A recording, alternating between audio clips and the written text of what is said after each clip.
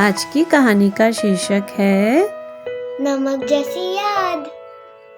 एक राजा की 3 बेटियां थीं।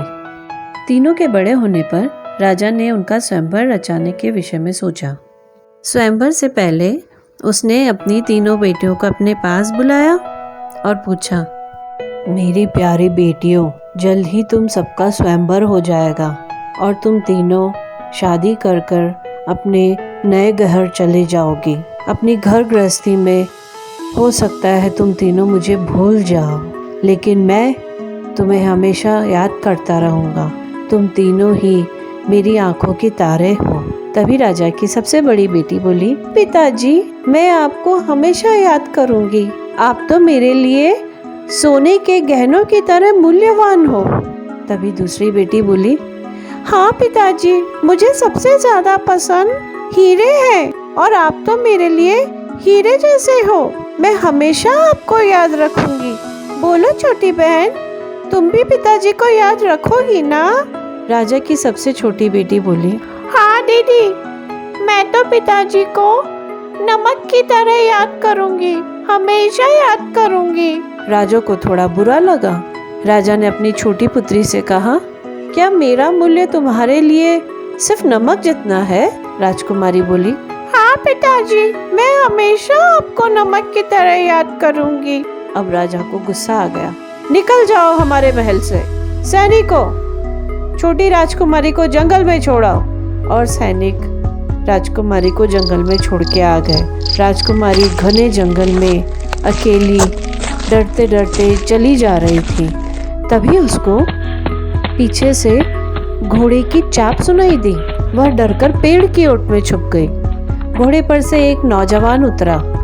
वह राजकुमारी के पास आया और बोला, हे देवी, मुझसे डरो नहीं। आप इस घने जंगल में अकेले क्या कर रहे हो? मैं पास ही के गांव में एक व्यापारी हूँ। किसी काम से दूसरे गांव गया था। लौटते समय मैं इस जंगल से जा रहा था, तब मैंने आपको देख लिया। यह जंगल बहुत खतरनाक है। आपको यहाँ अकेले नहीं आना चाहिए। राजकुमारी ने रोते रोते अपनी सारी आपबीती बताई। वह व्यापारी राजकुमारी से बोला, हे राजकुमारी, आप कृपा करके मेरे घर चलिए। मेरे माता पिता आपसे मिलकर खुश होंगे और जब तक राजा आपको लेने वापस नहीं आते, मेरे घर पर ही रहिए। वह व्यापारी के घर चली गई। व्यापारी के माता पिता ने राजकुमारी और अपने पुत्र की शादी कर दी। दोनों खुशी खुशी अपनी घर गृहस्थी में रम गए।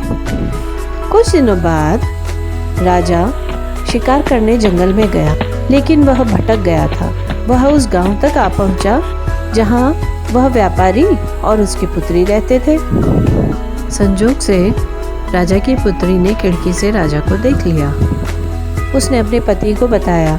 उसका पति तुरंत दरवाजे पर जाकर राजा का स्वागत सत्कार करने लगा। राजा नहीं जानता था कि ये मेरा दामाद है। राजा के लिए तो वह एक नागरिक ही था। व्यापारी ने बड़े आदर के साथ राजा को घर के अंदर बुलाया, उनके पैर धुलवाए, ठंडा पानी पिलाया। राजकुमारी अब तक राजा के सामने नहीं आई थी। व्यापारी ने राजा से भोजन का आग्रह किया। 56 प्रकार के भोजन की खुशबू से राजा का मन प्रसन्न हो गया। राजा को भोजन परोसा गया, लेकिन ये क्या? जैसे ही उसने सब्जी खाई, उसमें तो नमक ही नहीं था। उसने दूसरी सब्जी खाई, उसमें भी नमक नहीं। एक एक करके उसने सारे नमकीन व्यंजन चख लिए, पर एक में भी नमक नहीं। व्यापारी, यह क्या है?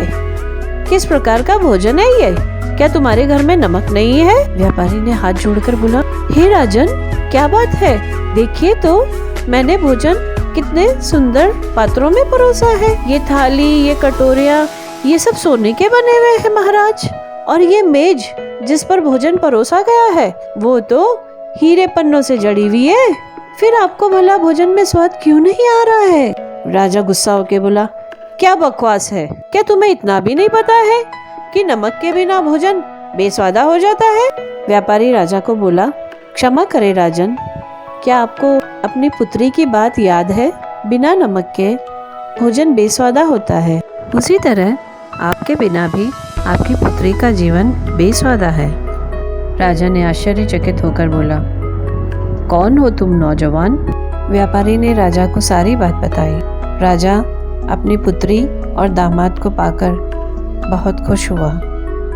इस कहानी से हमें यही शिक्षा मिलती है कि किसी भी बात के पीछे छुपा गूढ़ अर्थ जाने बिना उस बात पर प्रतिक्रिया नहीं देना चाहिए, जैसा कि राजा ने अपनी पुत्री के लिए किया था। और सोने चांदी हीरे मोती के बिना जीवन चल सकता है, लेकिन नमक के बिना जीवन नहीं चल सकता है। धन्यवाद।